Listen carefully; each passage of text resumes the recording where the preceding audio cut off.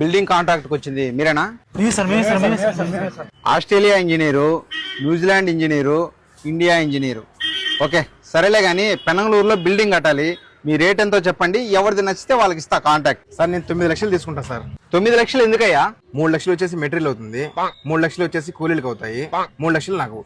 సరే New Zealand engineer నువ్వు చెప్పు. నేనైతే 12 లక్షలు తీసుకుంటాను సార్. 12 లక్షలు ఎందుకయ్యా? 4 లక్షలు నాకు, 4 లక్షలు మెటీరియల్స్ కి, 4 లక్షలు వర్క్ చేసిన వాళ్ళకి. సరే కాసేపు ఆగు. ఇండియా ఇంజనీర్ నువ్వు చెప్పు, ఎంత తీసుకుంటావు? నేను 27 లక్షలు తీసుకుంటానయ్యా. ఆస్ట్రేలియా వాడేమో 9 లక్షలు తీసుకుంటున్నాడు, న్యూజిలాండ్ వాడేమో 12 లక్షలు తీసుకున్నాడు. నీకు 27 లక్షలు ఎందుకయ్యా? 9 లక్షలేమో మీకు. ఓకే ఓకే మరి మిగిలినవి? 9 లక్షలేమో నాకు. మరి మిగిలిన 9 లక్షలతో బిల్డింగ్ కట్టగలవా? మిగిలింది ఆస్ట్రేలియా వాడు కడతానంటాను కదా, వాడి చేత కట్టిస్తా. ఏం మాట్లాడుతున్నావురా? నరాలు కట్ అయిపోయింది. ఇండియా వాడు కనిపించావు కదా.